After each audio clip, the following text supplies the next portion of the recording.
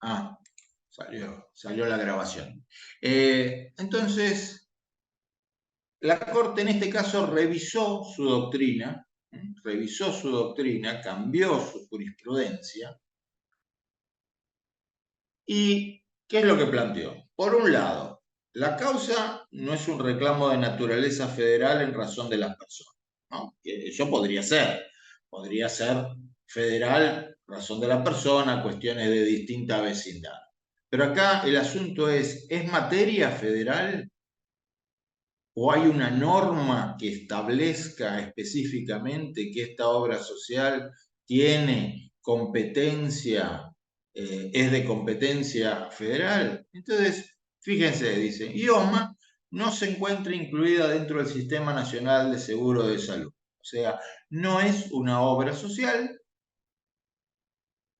incluida en la Ley de Obras Sociales, porque no está en ese artículo que vimos, porque no adhirió, no figura inscrita en el Registro Nacional de Obras Sociales, por lo tanto no se le aplica el artículo 38. El artículo 38 sería, como vimos, la norma específica y concreta que establece competencia. Bueno, entonces, en razón de persona, no. Por disposición legal, tampoco. La otra razón que podía ser era, ¿es cuestión federal en razón de la materia? Y la Corte acá plantea, y me pareció interesante transcribir el párrafo, tampoco se advierte configurado un supuesto que habilite la intervención de jurisdicción federal en razón de la materia, desde que no se aprecia que se encuentre en juego la aplicación e interpretación de normas de carácter federal, de modo que la solución de la causa dependa esencialmente de ello, y por lo tanto la competencia federal resulta improrrogable, privativa y excluyente de los tribunales provinciales. Y entre paréntesis, retrocedo, al no ser agente del seguro de salud, el financiamiento no está por el lado del sistema nacional, sino en todo caso del sistema provincial. Y agregan otro fundamento. Este tribunal considera pertinente enfatizar que esta forma, o sea, que vaya a la justicia provincial, propende a un más rápido acceso a la justicia. O sea que si retrocedo un poco bastante, la Corte en este caso entendió que no estaba implicado la organización y financiamiento del Sistema Nacional de Salud o del Seguro de Salud, porque IOMA no es agente del Seguro de Salud, y por otro lado entendió que solucionar el caso en favor de la justicia provincial también contribuía a una más efectiva tutela judicial, si tuviéramos que sintetizar los argumentos. Esto ha impactado en varias provincias. Desconozco el caso concreto de La Rioja, pero por ejemplo, a nivel tribunal de superior, si no me equivoco, en Río Negro, creo, no sé si me lo estoy confundiendo con otro caso, el Tribunal Superior modificó su doctrina. En provincia de Buenos Aires, desde ya que la Suprema Corte de la provincia de Buenos Aires, en los casos sucesivos, en los casos que vinieron después, consagró esta postura con toda claridad. Los casos contra IOMA se resuelven a nivel provincial si se dan estas cuestiones. La única razón por la cual podría federalizarse es que hubiera competencia federal en razón de la persona, pero no lo hay en razón de materia y no se aplica tampoco el artículo 38 de la Ley de Seguro Nacional de Salud.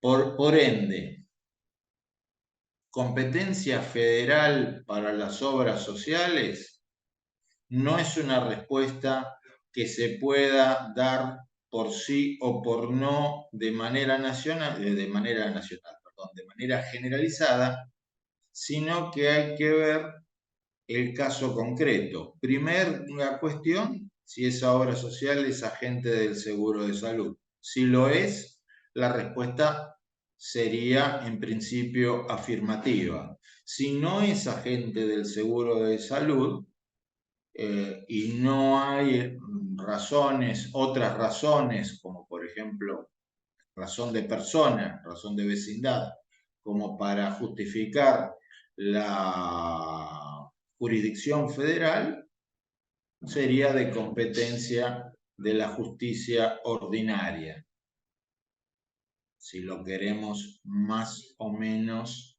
sintetizar el tema mirando el criterio que la Corte Suprema está teniendo en la actualidad. Ahora, estamos hablando de obras sociales.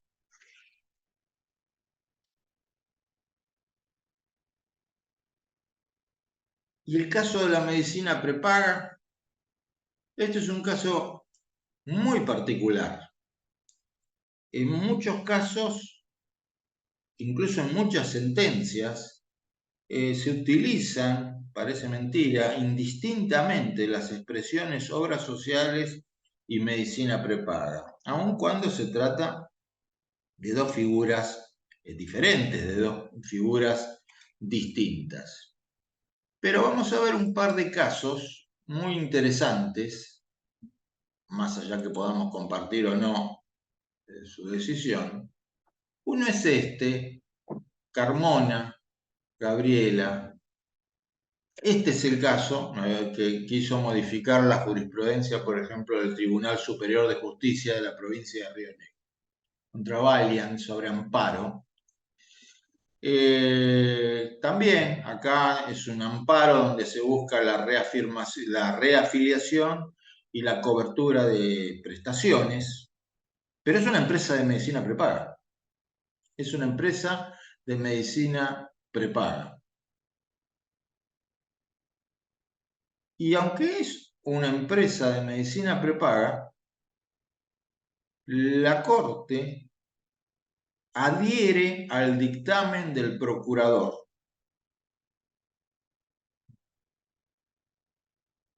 Y el procurador entiende que si bien,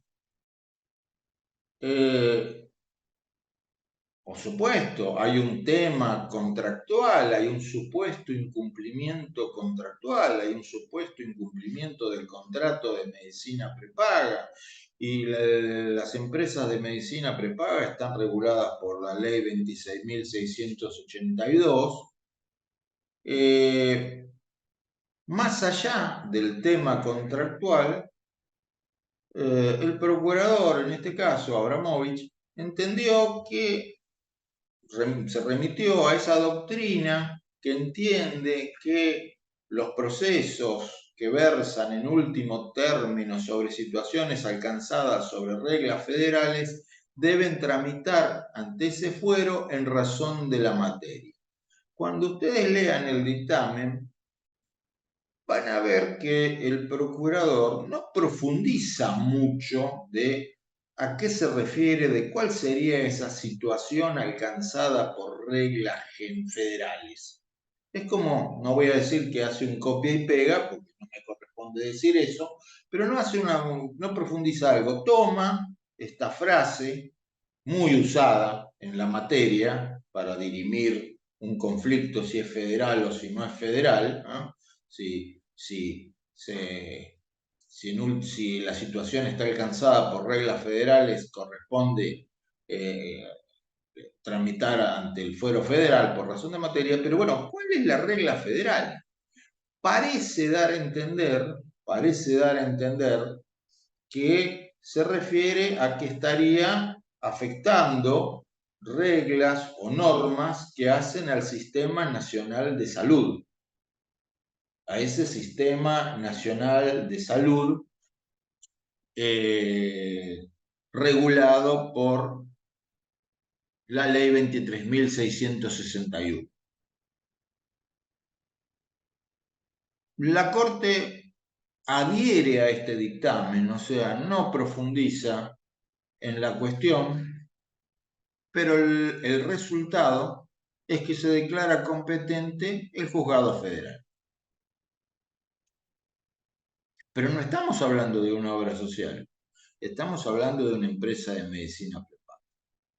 Igualmente, si bien el fallo es importante, por supuesto, porque implica una toma de posición de la Corte se limita a plegarse a los fundamentos del procurador. Este otro caso, muy distinto en cuanto a la jerarquía, acá estamos hablando de un juzgado de primera instancia de la ciudad de Belville, en Córdoba. Entonces, desde el punto de vista de su importancia jurisprudencial, de su influencia jurisprudencial, indudablemente tiene una muchísimo menor importancia jurisprudencial que lo que puede tener un fallo de la Corte. Pero ¿por qué lo traigo? Lo traigo primero porque entiendo que este fallo Carmona, si bien, por supuesto, muestra una postura de la Corte, entiendo que es una postura que puede llegar a cambiar, que la Corte resolvió, cuando ustedes vean van a ver que me parece que en gran medida resuelve de esa manera porque el que estaba actuando era el juzgado federal, entonces como para decir, sigan para adelante, que estos son temas urgentes.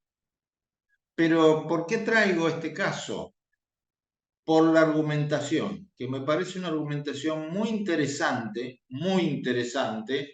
para fundamentar una decisión en sentido contrario, en el sentido de que amparos de esta naturaleza puedan tramitar ante la justicia provincial.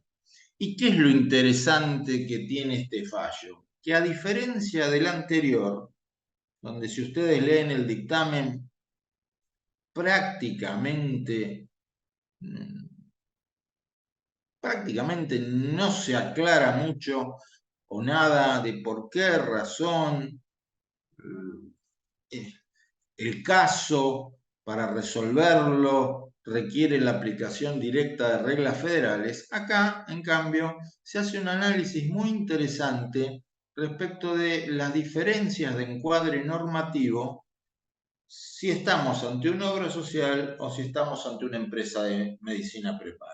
Y se ve además una cosa curiosa, en realidad no tan curiosa, eh, no tan curiosa, porque yo quise decir curiosa en el sentido de rara. No, raro es que el juez lo trate, pero no es tan raro que esto pase. En muchos casos no queda claro, aunque parezca mentira,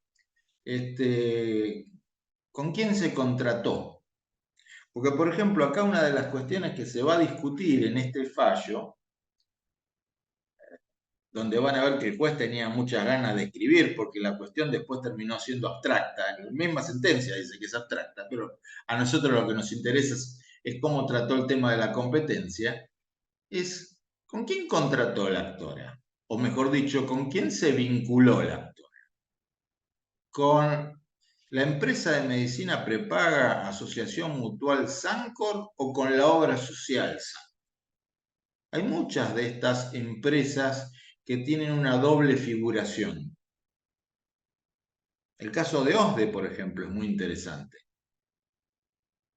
Entonces, ese es un tema, ¿no? ¿Con quién? ¿A quién está demandando? Y bueno, por los propios dichos de la demandada al presentarse y por la propia aplicación de la doctrina de la apariencia, se entiende que el vínculo es con la empresa de medicina prepaga, Sancor, no con la obra social Sancor. Entonces, el primer punto de análisis en esta sentencia es, estamos ante un contrato de medicina prepaga, que escapa a la competencia federal excluyente plasmada en la ley 23.661, ese artículo 38 que se refiere a los agentes del seguro de salud. Esta ley 23.361 es anterior a la ley de medicina prepaga. No va a haber ningún artículo de esta ley que diga con todas las palabras, las empresas de medicina prepaga son agentes del seguro de salud. Entonces dice, no, acá lo que se va a aplicar es la ley 26.682, la ley de medicina prepaga. Y además, la ley de defensa del consumidor, en uno de cuyos artículos, plantea el juez, está determinada la competencia ordinaria. En realidad vamos a ver que la ley de defensa del consumidor no dice eso tan claramente. Pero el artículo 53 de la ley 24.240 nos podría llevar a esa conclusión.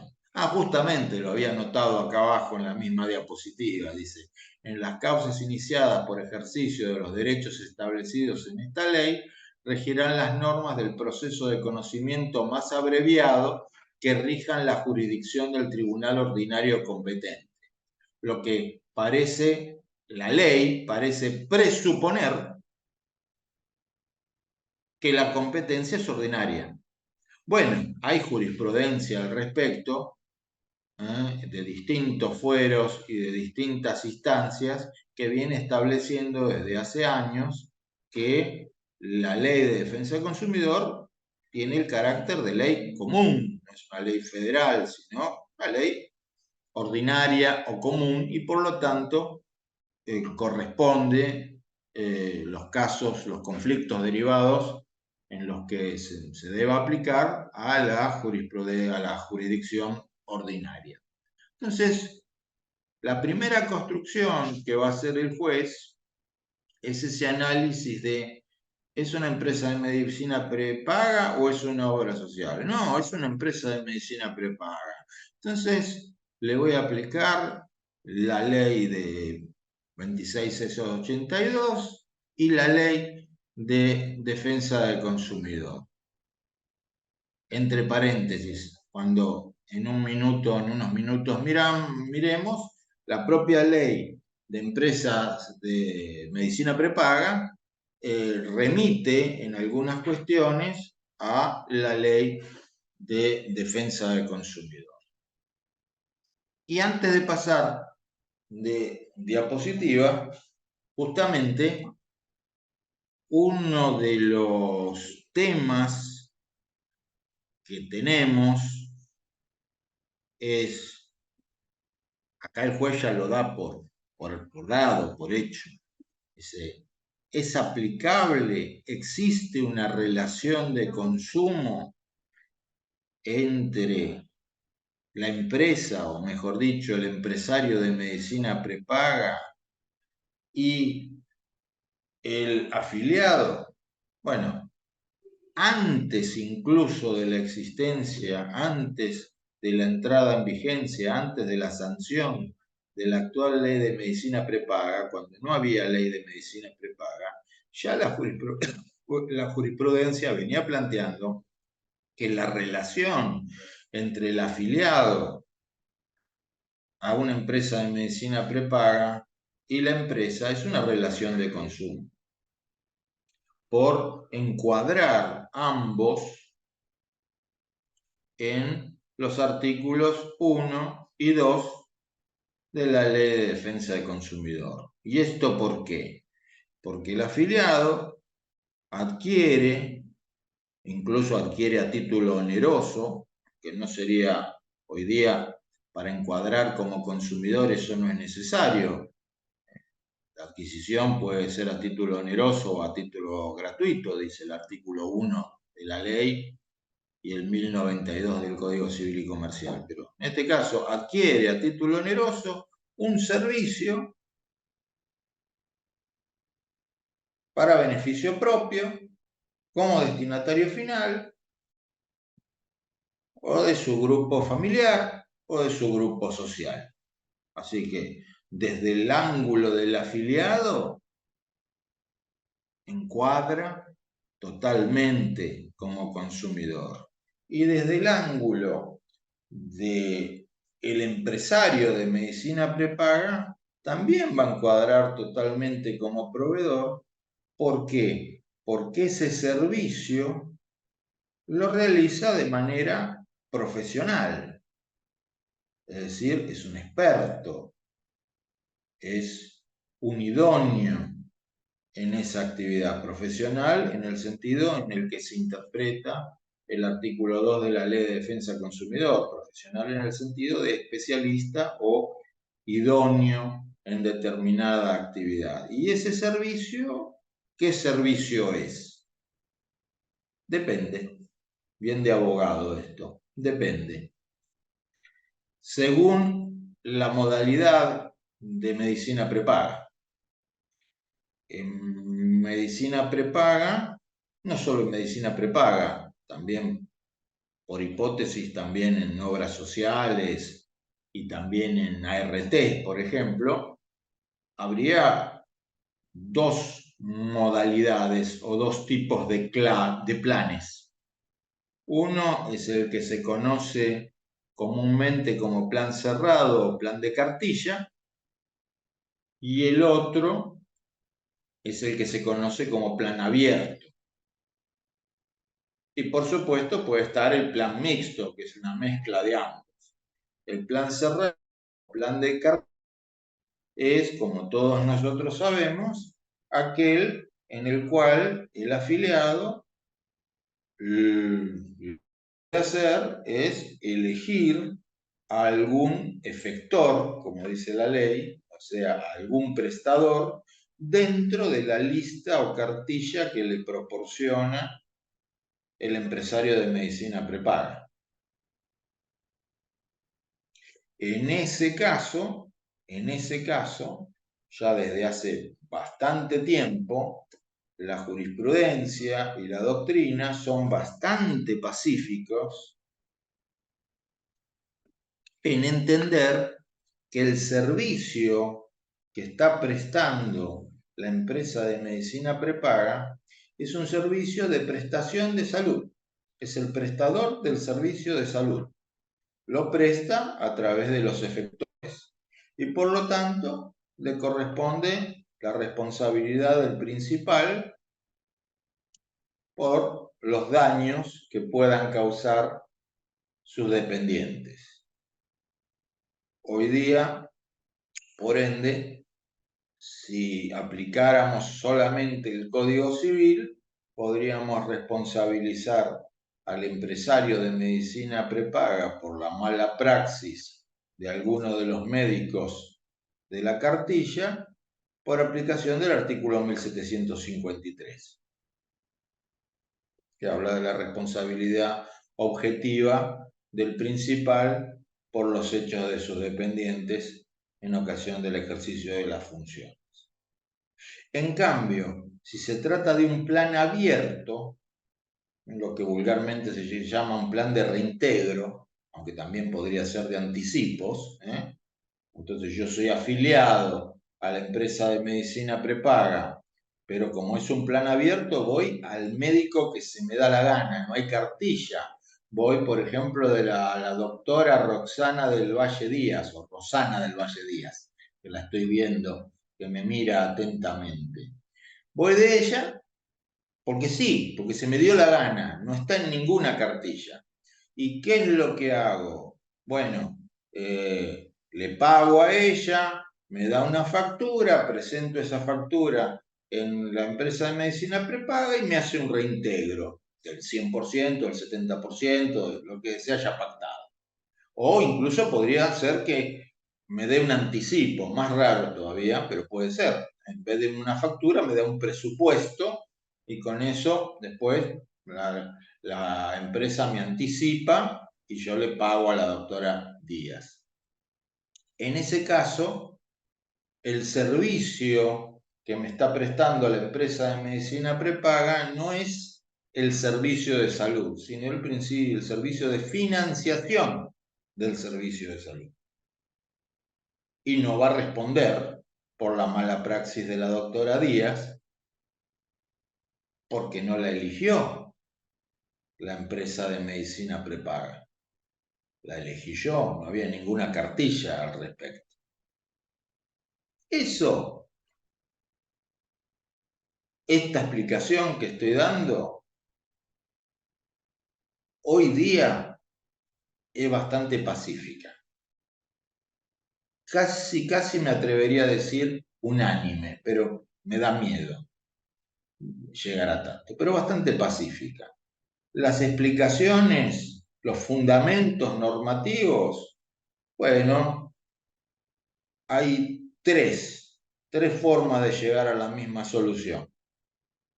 Una por la vía del 1753, responsabilidad del principal por hechos de los dependientes, ¿no? Porque el empresario de medicina prepaga se sirve para prestar el servicio de salud de toda esa red de efectores, ¿no? Hospitales, sanatorios, médicos particulares, etcétera, etcétera. Otra explicación normativa, otro fundamento normativo sería la aplicación de los artículos 1073 y siguientes del Código Civil y Comercial, que nos hablan de la conexidad contractual, que claro, estos negocios funcionan a través de una red de contratos, el contrato que el afiliado hace con la empresa de medicina prepaga, el contrato que la empresa de medicina prepaga hace con el efector, el contrato que el efector hace tal vez con un dependiente de ese efector, el contrato que el afiliado hace con el efector cuando se va a atender. Todos esos contratos están vinculados por una misma finalidad. Y otra explicación o otra fundamentación sería por la vía del artículo 40 de la Ley de Defensa del Consumidor, ¿no? La responsabilidad del artículo 40, esa responsabilidad solidaria por daño causado por ejemplo, vicio en la prestación del servicio, la prestación del servicio de salud. Artículo 40 responsabiliza solidariamente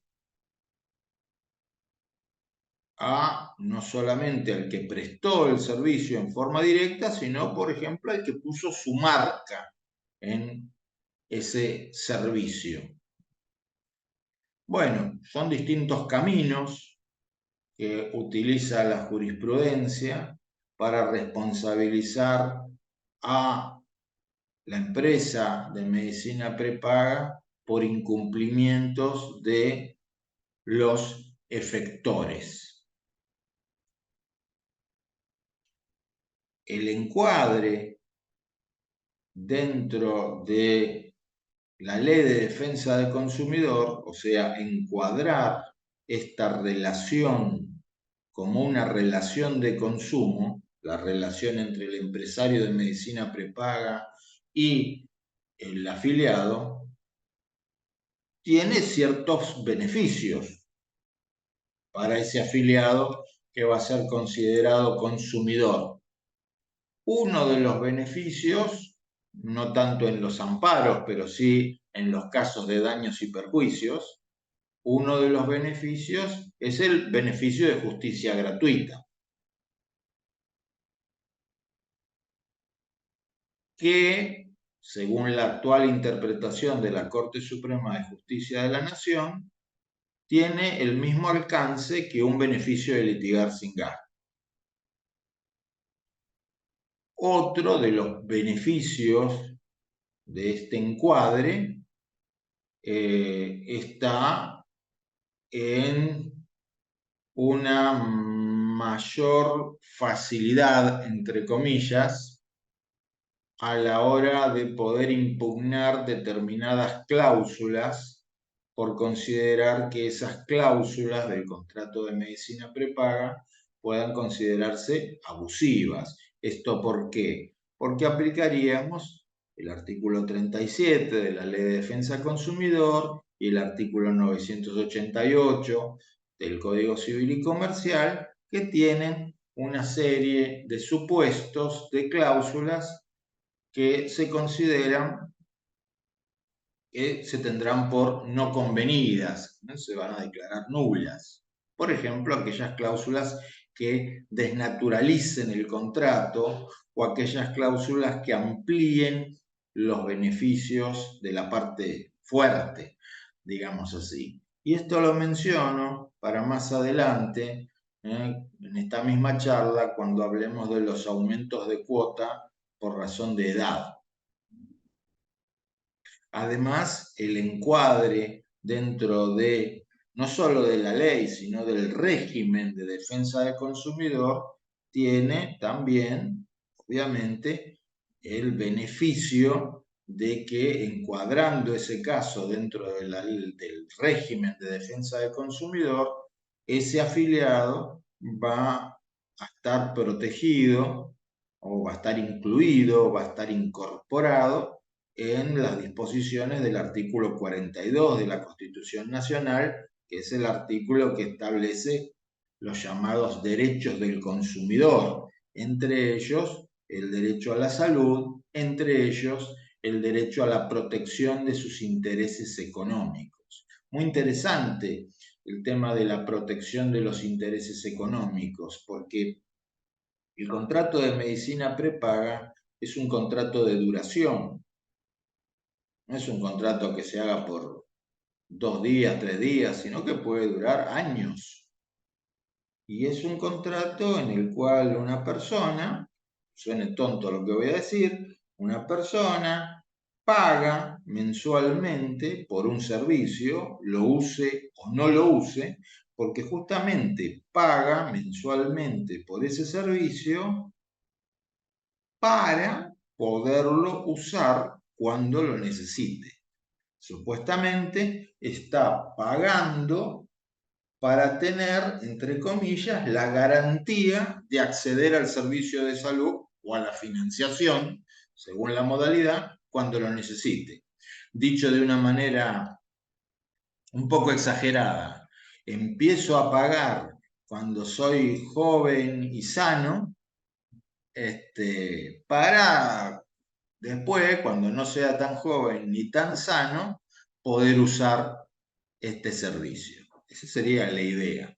Es un contrato que tiene un contenido económico muy importante y bastante similitud en algunos aspectos al contrato de seguro, aunque no es igual que el contrato de seguro.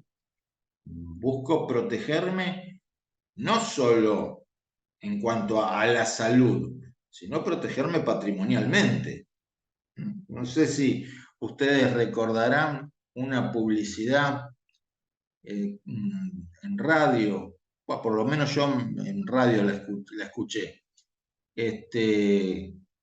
que hace un tiempo de esto, que decía algo así como, ¿sabes lo que te sale una operación de ligamentos cruzados?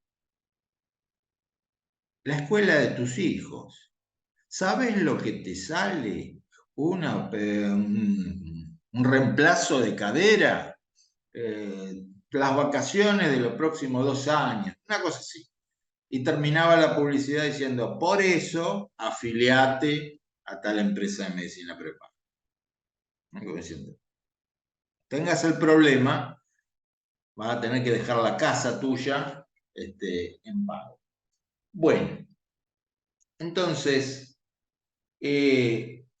dentro de los beneficios que puede tener para ese usuario el estar encuadrado en el régimen de defensa del consumidor, otro es que en determinados casos también va a poder pedir que se le aplique a esa empresa de medicina prepaga esa multa conocida como daño punitivo. Es un instituto que está regulado exclusivamente en la Ley de Defensa del Consumidor y que solo se puede aplicar en los casos en que haya relación de consumo. Y con la última reforma, que fue el año pasado, a fines del año pasado, hoy día, esto cambia todos los meses, pero hoy día el tope de esa multa está en más de 500 millones de pesos. Porque ahora la multa, el máximo de la multa, es de 2.100 canastas básicas para el hogar, mejor dicho, 2.100 canastas totales, hogar 3, según publica mensualmente el INDEC. Así que, y eso hoy día está dando 500 y pico millones de pesos. No quiere decir que en los tribunales se apliquen montos de esa naturaleza, pero sí que ahora está posibilitado, porque hasta el año pasado el tope era 5 millones de pesos. Y 5 millones de pesos por algunos incumplimientos de las empresas de medicina prepaga es un vuelto directamente. Es un vuelto y no tiene ninguna finalidad disuasoria. Entonces, este fallo es muy interesante por el análisis que hace, en este caso concreto, de que este amparo está dirigido contra una empresa de medicina prepaga, Sancor, no contra la obra social Sancor, y que el régimen jurídico es totalmente distinto. O sea, ¿por qué lo traje? Porque es un análisis con el que podemos estar de acuerdo o no, pero está muy bien fundamentado, totalmente diferente a el fallo que vimos de la Corte. Por supuesto, tiene mucha más importancia la opinión de la Corte, pero las opiniones pueden cambiar, por supuesto. Este me interesó no tanto por el tribunal, sino por el contenido del fallo y la conclusión a la que llega de que es competente la justicia ordinaria. Es competente la justicia ordinaria para tratar, por ejemplo, amparos por esto donde se pide cobertura y reafiliación. Ahora, dije que la ley de defensa del consumidor se aplica a las empresas de medicina prepaga y mencioné que es bastante pacífica la doctrina y la jurisprudencia al respecto. Es más, la propia ley de medicina prepaga, en uno de sus artículos, establece que todos los reclamos, para todos aquellos reclamos derivados de incumplimientos en la relación de consumo, es competente la autoridad de aplicación en materia de defensa del consumidor, o sea, la Dirección Nacional de Defensa del Consumidor. Así que podríamos decir en líneas generales que en materia de empresas de medicina prepaga, la cuestión está zanjada. Y por las dudas, si bien el artículo 2 de la Ley de Defensa del Consumidor, en uno de sus artículos, el artículo 2 de la Ley de Defensa del Consumidor excluye, deja afuera al contrato celebrado entre los profesionales liberales universitarios y sus clientes, por lo tanto el contrato entre un médico particular y un paciente no generaría relación de consumo. Esta exclusión es restrictiva, es solamente a la relación entre ese profesional que ejerce su profesión de manera liberal. pero no abarca el caso de otros prestadores de servicios de salud que se organizan empresarialmente, como podría ser, por ejemplo, la empresa de medicina prepaga o un sanatorio privado o una clínica privada. Entonces lo comento por las dudas. El otro tema es, ¿y a las obras sociales? ¿Qué pasa con las obras sociales? ¿Se le aplica la ley de defensa del consumidor a las obras sociales? Y acá el tema es totalmente diferente que lo que hasta ahora mencioné con las empresas de medicina prepaga. En las empresas de medicina prepaga más o menos hay un acuerdo doctrinario y jurisprudencial. En materia de obras sociales podríamos decir que hay tres posiciones en la jurisprudencia y por lo tanto hay que ver dónde nos toca litigar para saber cuál es la decisión. Primero menciono las posiciones que están en la diapositiva. Después voy a tratar de dar una explicación, una fundamentación de cada una. Una postura dice, nunca se aplica la ley de defensa del consumidor a las obras sociales. Nunca. La otra punta está la que dice, siempre se aplica la ley de defensa del consumidor a las obras sociales. Y después está la intermedia, que dice, bueno, solamente se aplicaría a algunos afiliados, no a todos. Y esto tiene que ver con un concepto que es un concepto fundamental en materia de defensa del consumidor y que está mencionado en el artículo 42 de la Constitución y que está mencionado en la Ley de Defensa del Consumidor y que está mencionado actualmente en el Código Civil y Comercial, que es el concepto de relación de consumo. El concepto de relación de consumo. Está mencionado en varios lados. Ahora, definido, y definido no está, porque el Código Civil y la Ley de Defensa del Consumidor dicen lo mismo.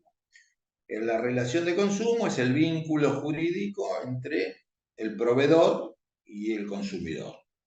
Está bien. ¿Y qué hacemos con eso?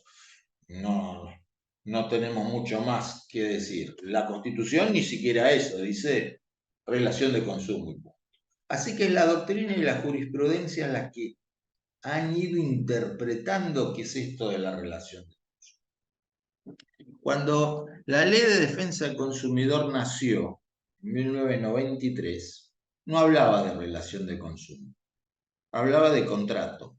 El consumidor era el que contrataba a título oneroso, bla, bla, bla, bla. Pero el consumidor era el que contrataba a título oneroso.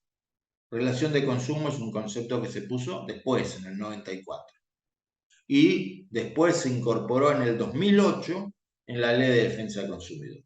Pero la Ley de Defensa del Consumidor nació de una manera, pensando en quién. Y pensando en el que iba al supermercado a comprar un paquete de fideos.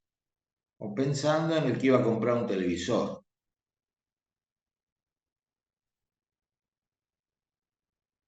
No estaba pensando el legislador en algo así como usuario de servicios de salud.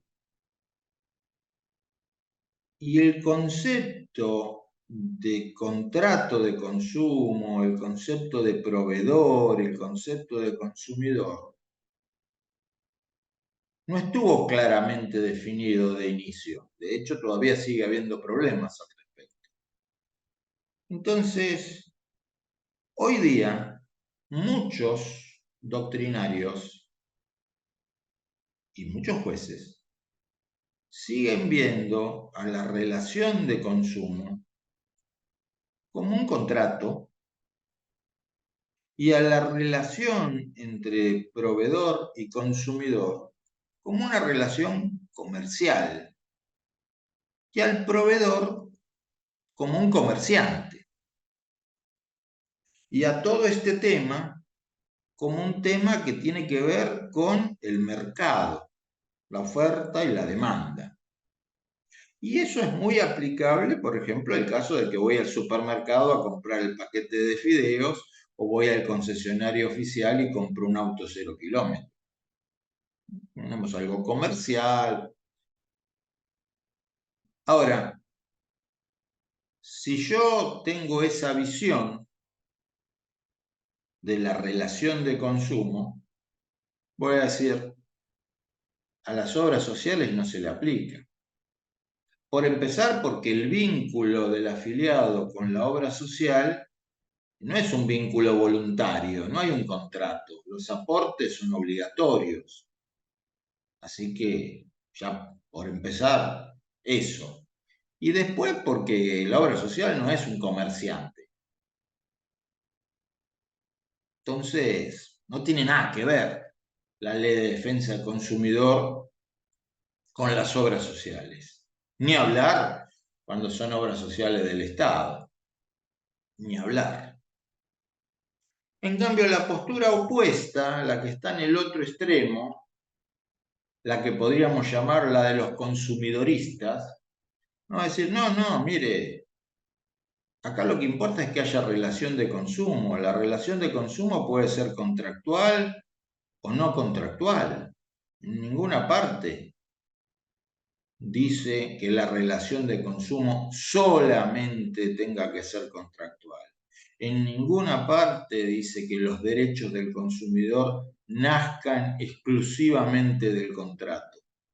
La relación de consumo puede no ser contractual. El hecho de que haya o no haya contrato no implica, no excluye la existencia de relación de consumo. Y por otro lado, fíjense que incluso ni siquiera es necesario hoy día que los servicios se adquieran a título oneroso, que igual sería el caso, que uno aporta, pero aunque fuera a título gratuito, igual el consumo se lo podría calificar de relación de consumo. Y por otro lado, ¿dónde dice que el proveedor es equivalente a un comerciante? No, dice el que realice, entre otras actividades, actividades de comercialización. Pero no solamente eso, dice producción, prestación de servicios, montaje, importación. ¿Dónde dice que el proveedor tiene que ser comerciante? Es más, el propio artículo 2 de la Ley de Defensa del Consumidor dice que los proveedores pueden ser personas jurídicas de carácter público. Entonces, esta otra postura, la que puse como número 3, le va a decir, ¿qué es lo importante de la relación de consumo? ¿Qué es lo que caracteriza la relación de consumo o de relación de consumo masivo o masificado?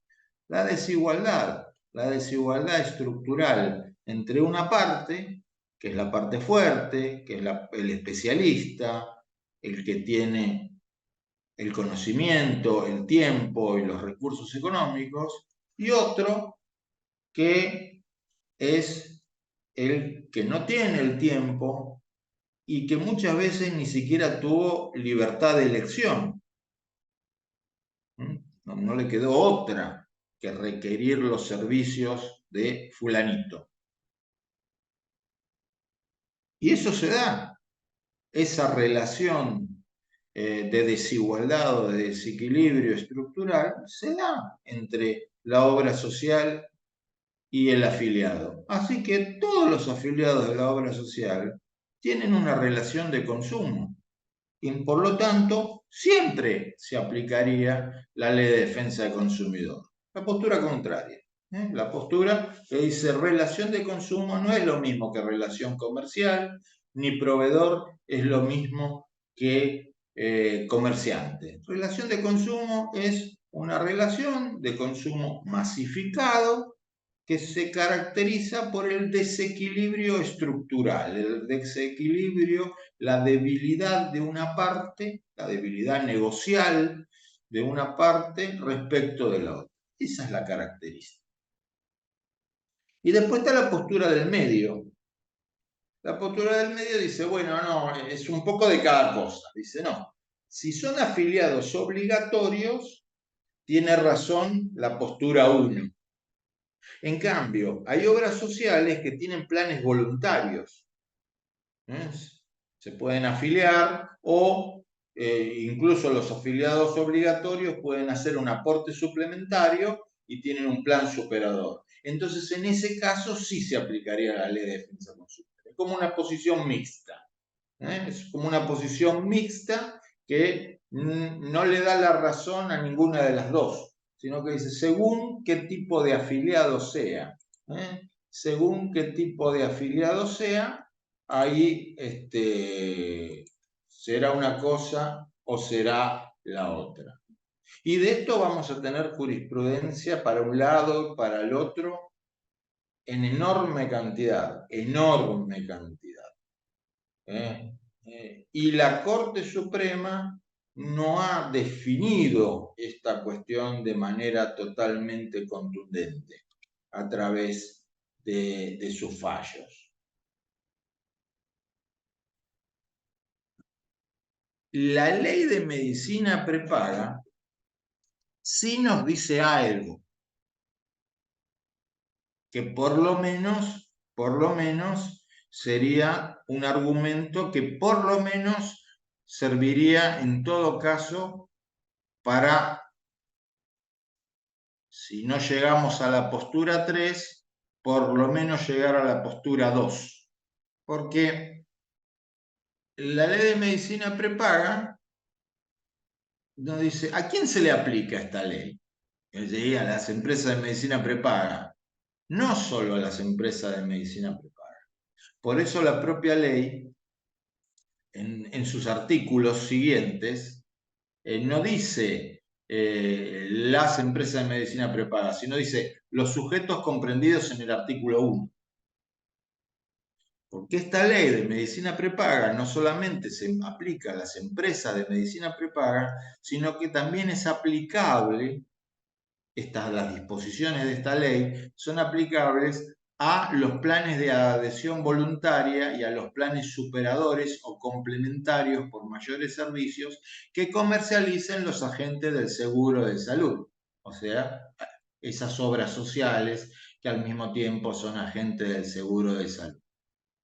Entonces, si yo soy un afiliado voluntario de una obra social,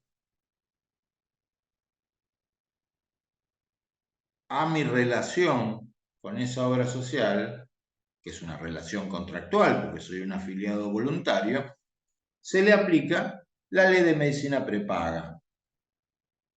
Y se le aplica la ley de defensa del consumidor, que dijimos que era aplicable a los casos de medicina prepaga. Si yo soy un afiliado obligatorio, pero que pago además un plus para tener lo que se llaman prestaciones superadoras, mejor plan dental, por ejemplo, por ese plan también hice un contrato y también entonces se aplicaría la ley de medicina prepaga. Tiene un criterio contractualista, podríamos decir, esta ley. Entonces, la ley de medicina prepaga no se aplica solamente a las empresas de medicina prepaga, sino a aquellos agentes del seguro que ofrezcan planes que en la práctica son planes parciales de medicina prepaga.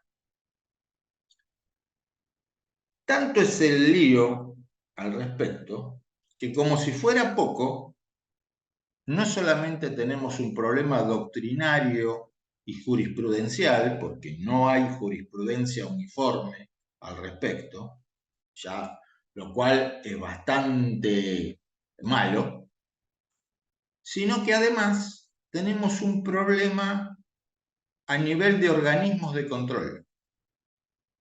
Porque las empresas de medicina prepaga y las obras sociales son controladas por la Superintendencia de Servicios de Salud. En Argentina todos sabemos que es muy común la multiplicidad de órganos de control, ¿no? IGJ, Superintendencia de Seguros, Banco Central, Superintendencia de Servicios de Salud. Y la Ley de Defensa del Consumidor se puede aplicar a una multiplicidad de contratos. Por ejemplo, se aplica a los contratos de seguro, se aplica a los contratos bancarios, se aplica a los contratos de medicina prepaga, se aplica a los contratos de planes de ahorro que están bajo la supervisión de la IGJ. Entonces, ¿qué podía pasar? Se produce un conflicto interadministrativo, por decirlo así. La Superintendencia de Seguro de Salud ha venido planteando por escrito que es la única autoridad de aplicación en materia de control de empresas de medicina prepaga y obras sociales, y prácticamente le ha dicho a la Dirección Nacional de Defensa del Consumidor que se abstenga de sancionar a las empresas de medicina prepaga, sobre todo a empresas de medicina prepaga.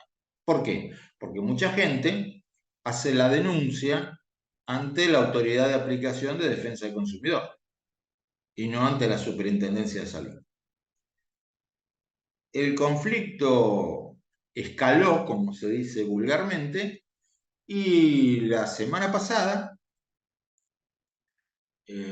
salió publicado en el Boletín Oficial una disposición muy curiosa, la disposición 47 del 2023 de la Dirección Nacional de Defensa del Consumidor y Arbitraje de Consumo, que lo que hace, lo curioso, es que emite una opinión consultiva, que justamente la primera vez que emite una opinión consultiva, que se llama opinión consultiva número 1, parece la Corte Interamericana, ¿no? Opinión consultiva número 1.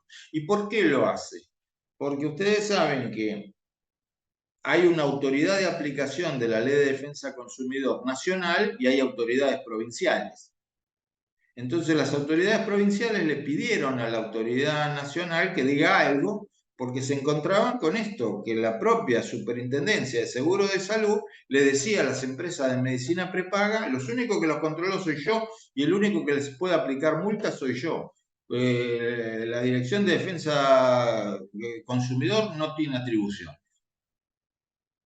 Por eso digo, es un conflicto interadministrativo. Y entonces saca esta opinión, que es un criterio interpretativo, como diciendo, diga lo que diga la Superintendencia de Seguro de Salud de la Nación, nosotros vamos a hacer esto y le recomendamos a las autoridades locales que se adhieran a este criterio. Y el criterio, fíjense qué amplio que es.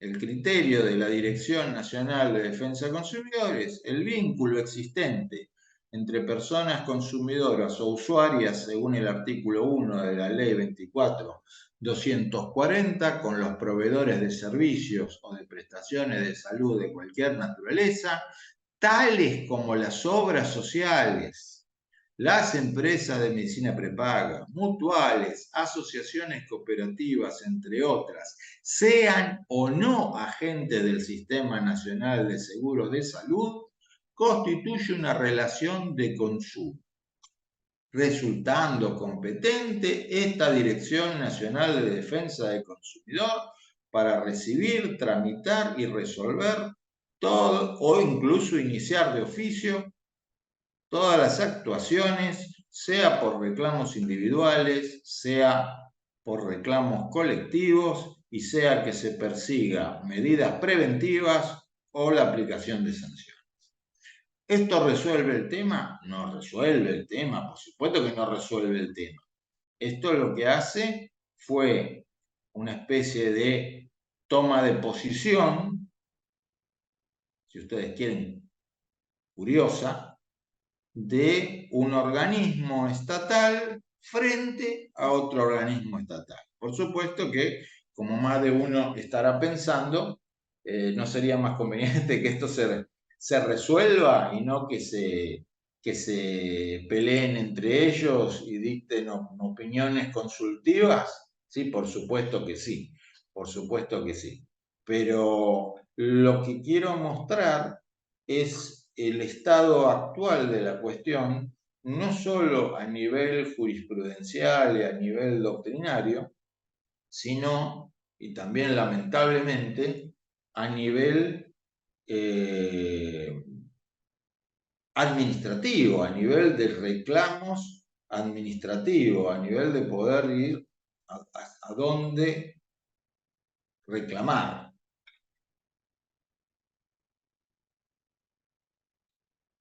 Entre paréntesis, y supongo que a algunos de ustedes les habrá ocurrido en el ejercicio de la función judicial, por lo menos en el ámbito de Capital Federal y de Provincia de Buenos Aires se da bastante, se dan casos en los que un afiliado a una empresa de medicina prepaga o a una obra social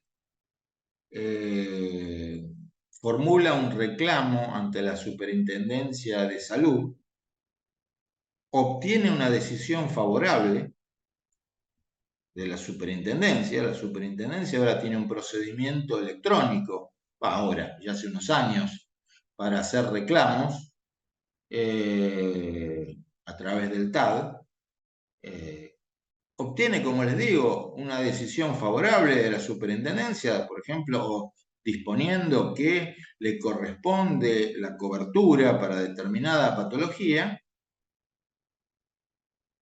y termina ese afiliado teniendo que hacer un amparo, porque no se cumplen estas decisiones de la Superintendencia de Salud. Podríamos discutir por qué no se cumplen, ¿no? Eso es otro tema. Pero en la práctica no se cumplen y ese procedimiento que tenía que ser rápido, veloz, acá Carolina Quintiero dice tal cual, no se cumplen. Bueno, ese procedimiento que supuestamente un procedimiento administrativo ágil, ágil, no resulta eficaz, no resulta eficaz. Tal vez por ausencia de sanciones penales o de multas importantes, en fin, no sé. Lo dejaremos para otro momento las razones, ¿no? Pero hay muchas quejas acerca del control efectivo de la Superintendencia de Servicios de Salud. Bien, o dicho de otra manera, y soy consciente de que esto está siendo grabado, así que vamos a decirlo de manera prolija, a las empresas de medicina prepaga y a las obras sociales les gusta más que lo controle la Superintendencia de Servicios de Salud a que lo controle la Dirección de Defensa del Consumidor. Digamos así, digámoslo así, en líneas generales. En líneas generales. Bueno, entre uno de los temas que tiene gran litigiosidad, en realidad son muchos los temas que tienen gran litigiosidad en materia de obras sociales y de empresas de medicina prepaga, pero este es un tema muy específico de empresas de medicina prepaga, está los de aumento de cuotas en razón de edad, en razón de rango etario. Decía, hay muchos otros temas con enorme litigiosidad que van a ver con la doctora Cofré por denegación de cobertura por ejemplo, en múltiples temas relacionados con discapacidad, ¿no? Múltiples temas relacionados con discapacidad. Pero en todo esto hay, entre otras cosas, una responsabilidad del legislador, no única, pero sí hay una responsabilidad del legislador que no ha sido lo suficientemente prolijo para regular esta cuestión, ¿no? Entonces, ya un poco lo hemos visto a lo largo de estos minutos, una regulación con una terminología de obras sociales, agentes de seguro de salud, empresas de medicina prepaga, con distintas normas en distintas épocas que no se preocuparon mucho de armonizarse con normas anteriores. Y bueno, lo mismo se ve, y eso lo van a ver, supongo yo, con la doctora Cofre, en lo referido al programa médico obligatorio y al piso y al techo prestacional. Y acá, en este tema puntual, el aumento de cuota en razón de edad, también tenemos un problema. Acá también tenemos un problema importante. Como sabemos, este contrato durante muchos años fue atípico, no tenía ley, no tenía una ley específica. Y desde hace muchos años, en los planes de medicina prepaga, se establecían eh, aumentos en razón de edad, con diversas justificaciones.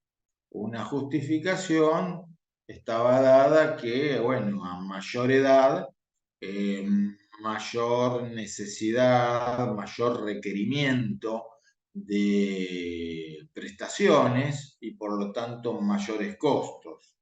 Otra explicación esgrimida por las empresas de medicina prepaga o por la doctrina favorable para esta postura es que en los primeros años de la relación contractual, el valor de la cuota es inferior al valor real, como una suerte de bonificación para favorecer la afiliación, y recién después, al cabo de unos años, la cuota se ajusta a los valores, entre comillas, reales.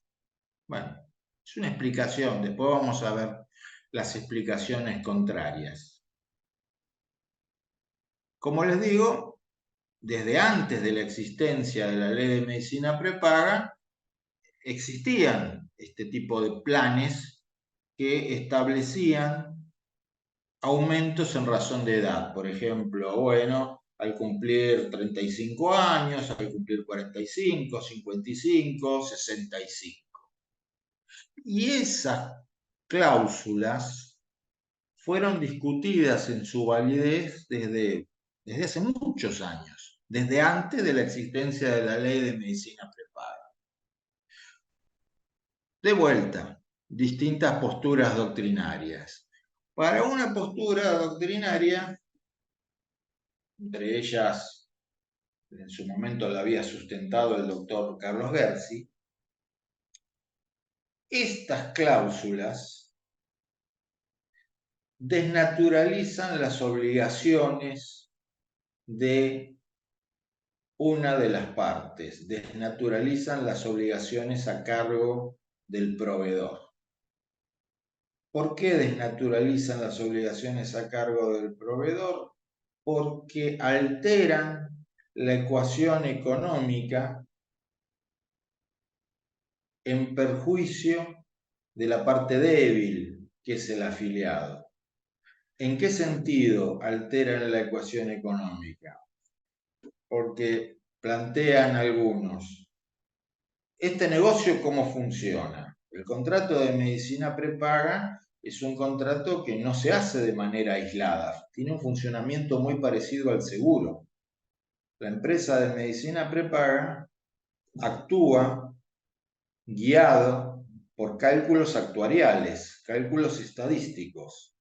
Esos cálculos le permiten conocer cuál es el porcentual de prestaciones que va a tener que realizar a lo largo del año. La idea es contratar, tener como clientes a un universo de personas y que la cuota que se les cobre a ese universo de personas alcance, de manera parecida al seguro, para realizar las prestaciones que estadísticamente se sabe que va a tener que realizar, para pagar todos los gastos de organización, todos los gastos administrativos y para obtener beneficio. En los primeros tiempos de la medicina prepaga, cuando no había una ley, el precio, la cuota, se fijaba libremente. Ahora, el precio, la cuota, se fija con autorización de la autoridad de aplicación, que se supone, tiene que hacer un cálculo relacionado con esto que estamos hablando, costos y las prestaciones a las que hay que hacer frente. Entonces, lo que planteaban algunos doctrinarios es, ¿qué es lo que le conviene a la empresa de medicina prepaga? En los primeros años, cuando el afiliado es joven y tiene poca necesidad, el aporte es básicamente ganancia. Cuando llega a determinada edad, ahí va a necesitar estadísticamente más prestaciones. Pero entonces le aumentan la cuota, porque llegó a mayor edad. Y le siguen aumentando cada tantos años la cuota fundada en esa razón, no en mayores costos. Mayores costos es otro tema. Estos son aumentos por razón de edad. Con la consecuencia de que de pronto cuando tiene 65 años le viene otro aumento, que es probablemente el momento de su vida donde tiene menores ingresos y más enfermedades, y se le hace más difícil pagar la cuota. Por eso es que algunos doctrinarios y algunos jueces, desde hace muchos años, habían declarado esta cláusula como inválida, por desnaturalizar las obligaciones a cargo del proveedor, por entender que se perjudicaba a la parte débil. Bueno, sale la ley de medicina prepaga. Sale la ley de medicina prepaga y que trata el tema en dos artículos fundamentalmente. Uno que se refiere a las personas mayores de 65 años y nos dice que en el caso de las personas mayores de 65 años, la autoridad de aplicación debe definir los porcentajes de aumento según el riesgo, o sea que habilita que haya mayor cuota, pero ¿quién fijaría esa mayor cuota? La autoridad de aplicación.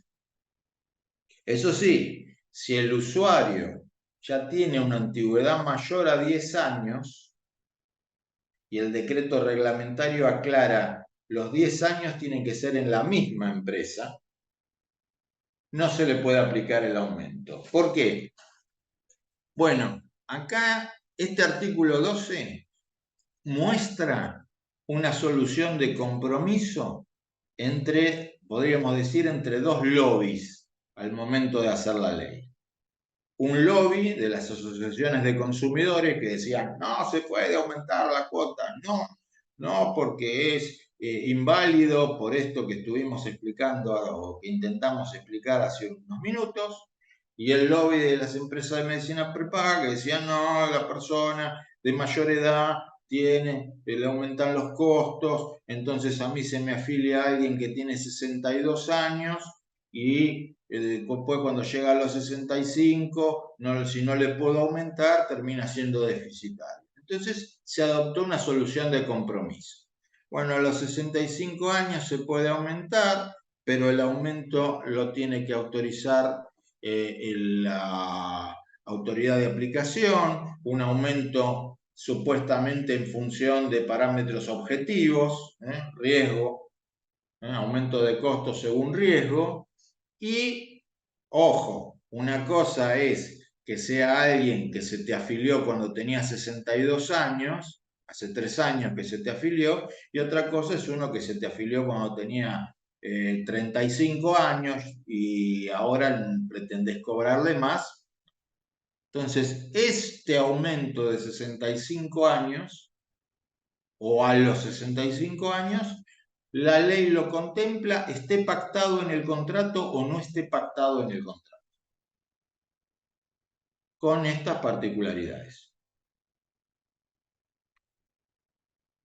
El otro artículo que se refiere al tema es el 17.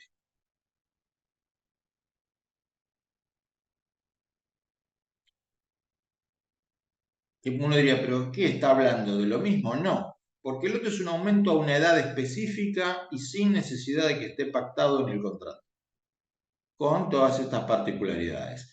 Acá no, el artículo 17 dice, los sujetos comprendidos en el artículo 1, los empresarios de medicina prepaga, pueden establecer precios diferenciados para los planes al momento de su contratación, o sea, hay que pactarlo, según franjas etarias con una variación máxima de 3 veces entre el precio de la primera y la última franja. O sea, pueden armar plan joven, plan adulto y plan silver, vamos a decir cualquier cosa. Entre el plan silver y el plan joven, la diferencia de precio no puede superar los 3 veces, el triple, digamos. Y tiene que estar pactado al momento de la contratación. Que usted entra en este plan, el plan joven o el plan silver o el plan que sea. Eso es lo que plantea el artículo 17 de la ley. 17 de la ley. Para aquellas personas que son afiliados desde antes de la ley, y hay afiliados desde antes de la ley, la jurisprudencia ha entendido que no se le aplica este artículo 17 y que aunque esté pactado en el contrato, se lo puede declarar como inválido. Pero además de este artículo 17, tenemos el artículo 17 del decreto reglamentario. Y el artículo 17 del decreto reglamentario fue modificado en el año 2019. Y se hizo una modificación que a primera vista me parece muy impactante.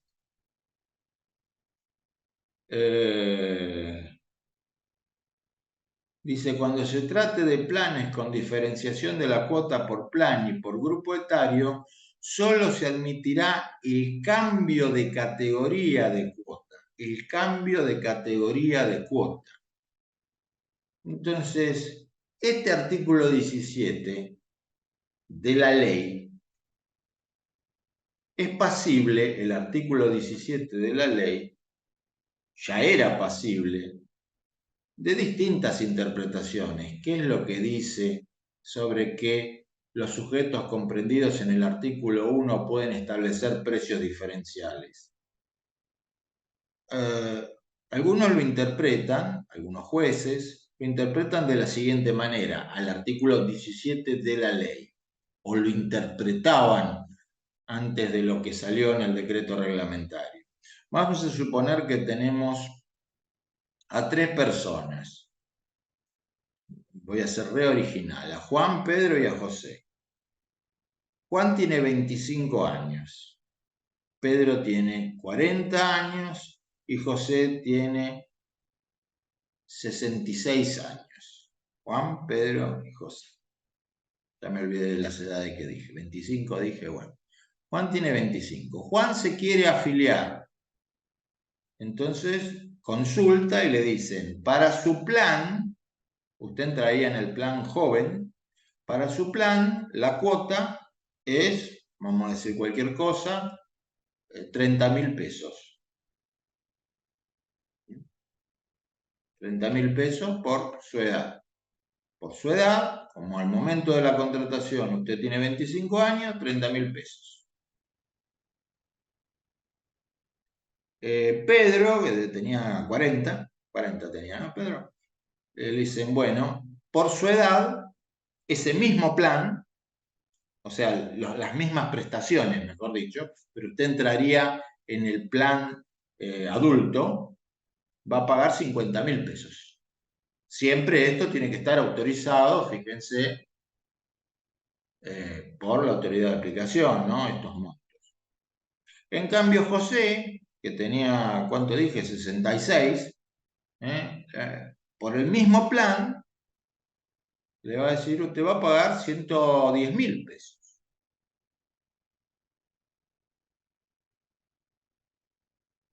Ahora, lo que parece incluir el decreto reglamentario es que además de eso, a Juan y a Pedro, cuando lleguen a determinada edad, se les cambie de categoría. Pero bueno, señor, usted ahora pasa de categoría. Dice, solo se admitirá el cambio de categoría. El artículo 17 de la ley no habla de cambio de categoría. El artículo 17 del decreto reglamentario sí habla del cambio de categoría.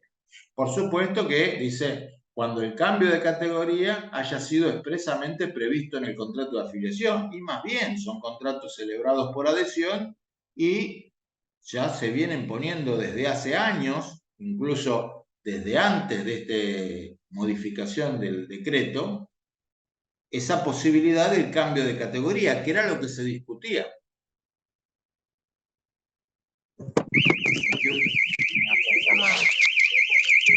Saltó una alarma. Saltó una alarma, pero todavía no son las 6:30. Saltó una alarma. Yo que tengo los auriculares, imagínense cómo me pegó la alarma. Decía, entonces, una cosa es que a mí me digan, mire usted, como ya cuando entra tiene 50 años, bueno, le voy a cobrar tanto. Y otra cosa es que además, cuando tenga 65, también vaya a tener un aumento por tener 65. Son dos cosas distintas. Lo que se plantea, después les voy a dejar como material complementario un fallo, con un comentario, un breve comentario, es que este artículo 17 del decreto estaría exorbitando, o sería, estaría sobrepasando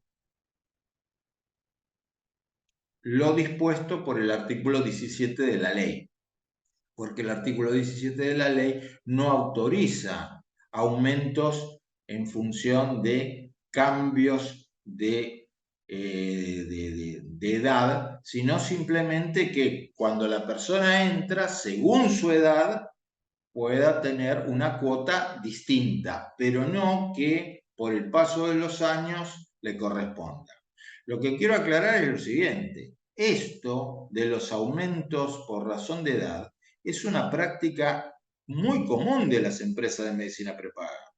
Les diría que la gran mayoría de las empresas de medicina prepaga tienen en sus contratos esto puesto, a pesar de que, si bien hace muchos años que las empresas de medicina prepaga lo tienen, también hace muchos años que la jurisprudencia, no de manera uniforme, viene declarando inválidas esas cláusulas. El problema es que la situación se complica por una regulación desprolija.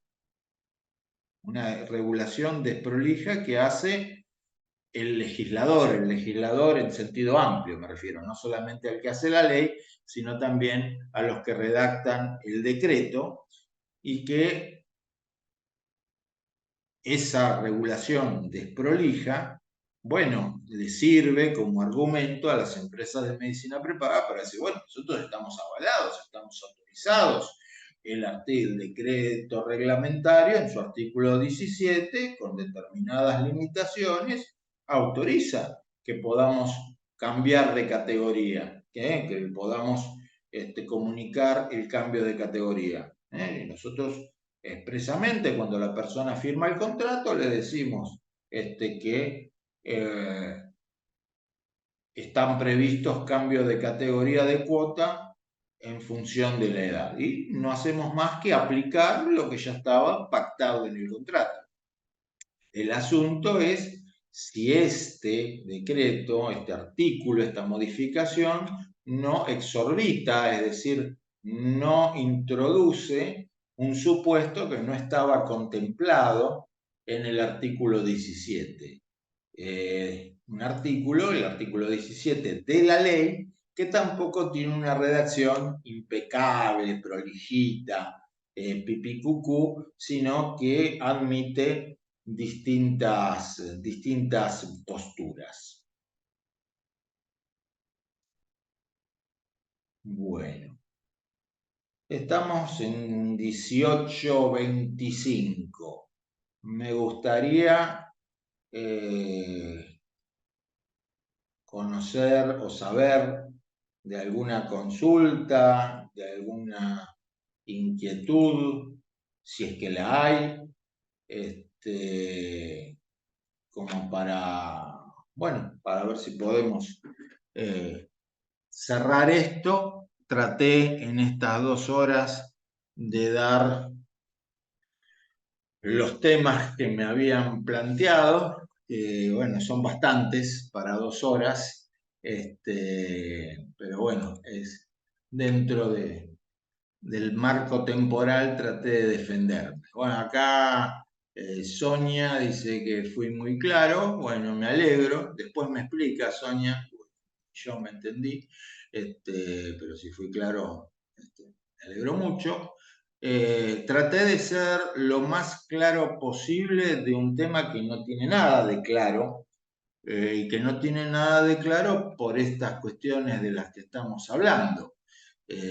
Hay defectos de redacción importantes, hay un sistema que no está adecuadamente regulado y hay un problema de fondo muy grande, que lo van a ver más con la doctora Cofré, que es el problema que académicamente se podría denominar quién le pone el cascabel al gato, porque es la tensión entre ampliar el universo de coberturas y financiar el universo de coberturas. Entonces, nosotros tenemos que de pronto vamos a ver que la propia Corte Suprema de Justicia plantea el derecho a la salud y que el plan médico obligatorio es simplemente un piso y que básicamente no hay un techo prestacional y muchísimas sentencias que ordenan cobertura de múltiples patologías y un problema que es cómo se financia ese sistema. Es el problema que algunos juristas norteamericanos llaman el costo de los derechos. El costo de los derechos. ¿Cómo financiamos? ¿Cómo financiamos? Bueno, muchas gracias a todos, muchas gracias a los organizadores, al Poder Judicial de la provincia de La Rioja por la invitación. Espero que esto les resulte de utilidad. Espero que el material complementario que mandemos les sirva. Bueno, cualquier cosa, igual esto recién empieza, creo que mañana y pasado la tienen a la doctora Cofré. todo lo que no me preguntaron a mí se lo preguntan a ella, que con todo gusto se los va a contestar. Yo ya salgo corriendo y evito toda responsabilidad. Así que bueno, gracias a todos, gracias a la doctora que nos presentó y bueno, espero que nos estemos viendo presencialmente en La Rioja en un futuro, no en enero o en diciembre, porque hace un poco de calor, más cuando haga un poco más de fresquito, y si no, si lo llegamos a ver por acá, con todo gusto los recibiremos. Dejo de compartir, si puedo hacer, compartir acá, y me despido de ustedes. Zoom es cruel, Ay, muchas gracias. cuando le doy a abandonar desaparezco. Lamentablemente, lo máximo que puedo hacer es adiós, adiós, adiós. Nos vemos. Hasta luego. Muchas gracias, doctor. Muchas gracias a todos por haber participado. Y bueno, los esperamos mañana que se conecten a las 4:30 entonces.